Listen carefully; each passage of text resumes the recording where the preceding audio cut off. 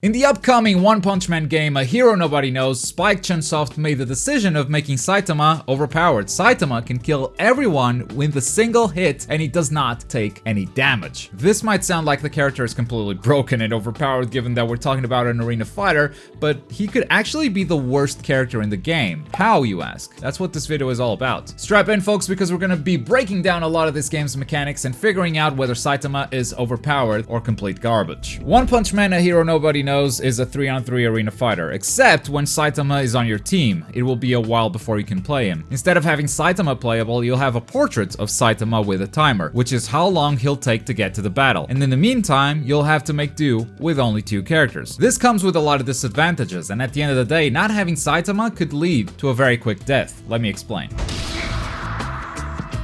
First, let's look at this combo from Deep Sea King. 4 normal hits, it's a very basic combo, and in 2 seconds, Deep Sea King dealt 8,400 points of damage. These were only 4 hits, however, there are a lot of mechanics he could have used. He obviously didn't throw any special attacks at the end of the combo there, which in this game seem to be pretty cheap. Your energy meter goes up to 9 bars total, and specials seem to mostly cost between 1 and 3 bars. You start the fight with 2 bars of meter already, and meter is pretty much free in this game. You are constantly gaining meter. Whether you're just standing there doing nothing or blocking, you're getting meter. If you're taking damage, you're getting meter. And in a combo as short as this 3-hit combo, Deep Sea King builds a full bar with only 3 hits. So you'll pretty much always be able to finish a combo with a special attack. And we can see from Genos that a 3-bar special can deal almost 10,000 damage raw. This is without combo scaling, of course, but even if we take that into consideration, once we get our hands on the game, I think it will be pretty easy for the community to figure out combos that deal up to 20,000 points of damage. And each character in this game seems to have around 40,000 points of health. Each character might have different health pools, but I've compared the health bars of Genos, Moomin Rider, and Deep Sea King, and the numbers aren't exactly the same, but they're all around 40,000 points of health. So if you can do combos that deal up to 20,000 points of damage, this becomes a 2-touch game for each character. 2 combos and you get a kill. And this is without a character being awakened, because for 6 bars of meter, characters can go into an awakened state, and this might buff them as well as give them access to an ultimate move. Ultimate moves that we've seen in a couple of character trailers. And this is also without even counting the possibility of tag-in combos.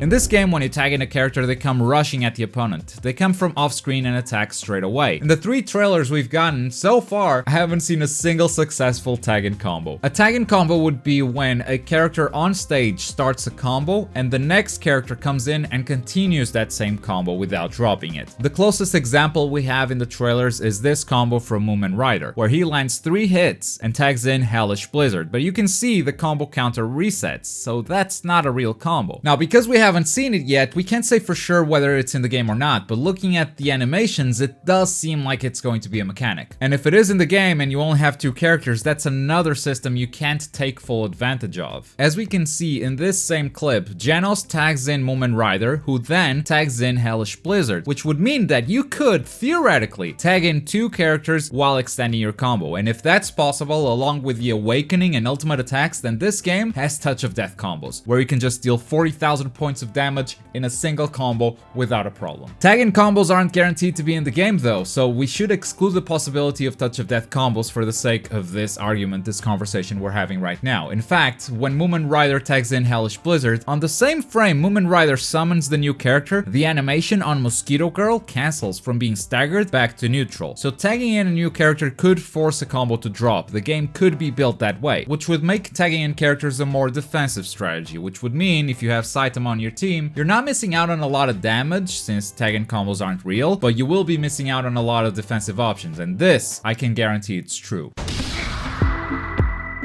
There's a very obvious disadvantage to only having 2 characters in this game. Even if tag-in combos aren't a thing, you'll be missing out on a lot of health regeneration. During multiple moments in this trailer, we can see characters regenerating health when they're not the active character, which means health management is going to be one of the core pillars of this game. And if you only have 2 characters, it's not going to be as easy to manage your character's health, because if both of them are bleeding, then one of them will always have to be sacrificed. While if you have, for instance, Sonic bleeding on the bench and Mosquito Girl getting comboed, you can still call Vaccine Man into the fight while both of these characters regenerate. You die a lot faster with only 2 characters, not only because you only have 2 health bars, but because you can't health manage nearly as efficiently. And another downside to only having 2 characters are the stamina bars. There's a way of getting out of combos in this game. It's a mechanic called Perfect Guard. Jump Force and plenty of other Spike Chunsoft games have the same mechanic, so it's easy for us to figure out how this is going to work. If you time a button perfectly, or just mash it in most situations, your character will vanish out of a combo and show up behind your opponent, ready to punish them. This does, however, cost most of your stamina, so you'll only be able to do it once, maybe twice if the game allows you to do it even at low stamina. The good news is, when you tag in a new character, their stamina bar is completely full, which means not only health bars are character specific, stamina bars are as well. If a player is able to get perfect guards constantly, it's going to be impossible to deal damage to a 3-character team because of all the perfect guarding and character switching. And by the way, this is one of the reasons why I hate Spike Chunsoft games. It's because they do dumb mechanics like this. You can make mistakes, you can play like a monkey and press random buttons because you simply can't be punished. Once the combo starts, you just mash the button to get to perfect guard and you're out of the combo. And whether it's skill or luck, it always feels incredibly unfair. And guess what? With 3 characters and individual stamina bars, you'll be able to do it all the time. Spend all your stamina, tag in the next character, spend all the stamina again. So if you have the timing down for the perfect guards and you just keep swapping, you're gonna be impossible to kill. While if you only have 2 characters, your character on the bench might not actually have enough time to regenerate stamina. And in a game where a character can die in 2 combos, it might be very hard for you to survive long enough for Saitama to even arrive. And if you're thinking that you'll just block everything, you'll just turtle up until Saitama arrives, I don't know how viable that strategy is going to be. There seem to be a lot of ways of getting around the guard. First is the obvious grab. It doesn't deal that much damage, but you can certainly kill someone by repeatedly doing it if they just decide to block all the time. There are also moves that guard break. Right before Saitama arrives in this trailer, Deep Sea King hits Moomin Rider with his tongue. This move doesn't spend any meter, so it is not a special attack, meaning it could be something as simple as a charged heavy attack or a charged rush attack. And you can see Moomin Rider's guard breaking for quite a long time. So as far as mix-up goes, this game might be similar to Jump Force, where the ways you have of getting around an opponent's block button are grabs and charged attacks that guard break. There could also be unblockable special moves, but we haven't seen any of those yet. Plus, this game seems to have a ton of chip damage. Just attacking an opponent who's holding the block button seems to deal a decent amount of damage. So it seems even less reliable of a playstyle than it would be in a game like Jump Force.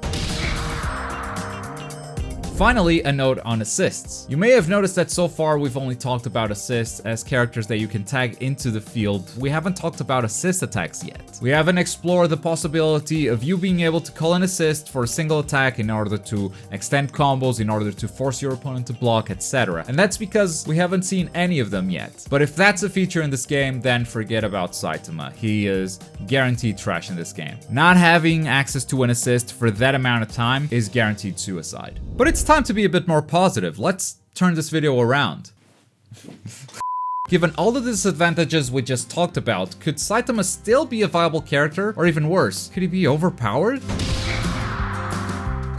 Well, there are a few things working in his favor. Earlier in this video, Deep Sea King dealt 8,400 points of damage in only 2 seconds. If you were to extend that combo with even more attacks and special moves, to make that 20,000 damage combo that we talked about, he'd need around 10 seconds to do it. It's hard to say for sure without having the game, but that's an estimated guess. Since you need 4 of those combos to kill both characters, that is 40 seconds in total. And that is the best case scenario. That is not taking into account the amount of time he'll need to build the meter between the combos, or without taking into consideration the opponent blocking or running away. So that means you actually don't need to buy that much time for Saitama to arrive. Saitama takes 120 seconds to get to the battle, minus the 40 seconds it takes to combo means you only have to buy 80 seconds of time. 80 seconds is still a long time, but not once you start looking into a few other systems.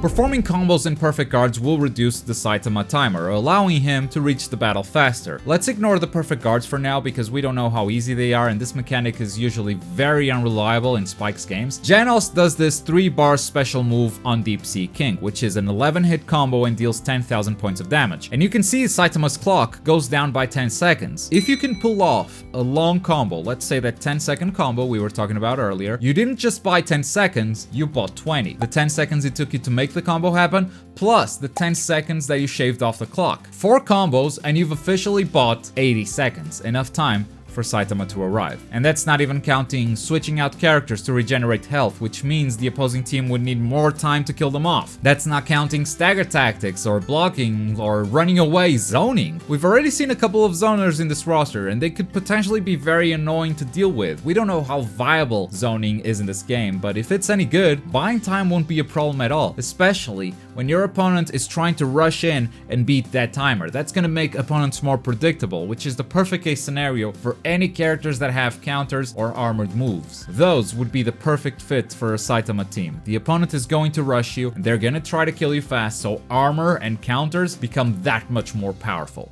So I've given you 2 different perspectives. At the start of the video, it seemed like Saitama was going to be trash. Not having him on your team for most of the battle has too many disadvantages. But then at the end of the video, it seems like buying time for him to arrive isn't actually going to be that hard. A lot of it depends on a couple of unknown factors, but Saitama does seem like he's gonna fall on one of those extremes. He's either going to be an OP character or complete garbage, and either way, I don't think that's good for the game. Plus, he's not gonna be easy to balance at all, and before you even start with "this game isn't meant to be competitive" BS in the comments, having stuff that is broken in any game that can be played online is a death sentence to the game scene, because once something is overpowered, everyone is going to be using it, and the game loses its longevity because people get sick of playing against the same goddamn strategy. When that happens, there's only one way to win, and if you want to win, you gotta do the same thing that everyone else is doing. It doesn't matter if the game is not meant to be competitive. If it's not balanced, the game is going to be garbage, and God knows this developer knows how to make garbage. But I'd love to know where you guys stand on all of this. I know the information is limited, but do you think Saitama seems overpowered or trash? I'm kinda split at the moment, so I'd love to know what you guys think. Let's start theory crafting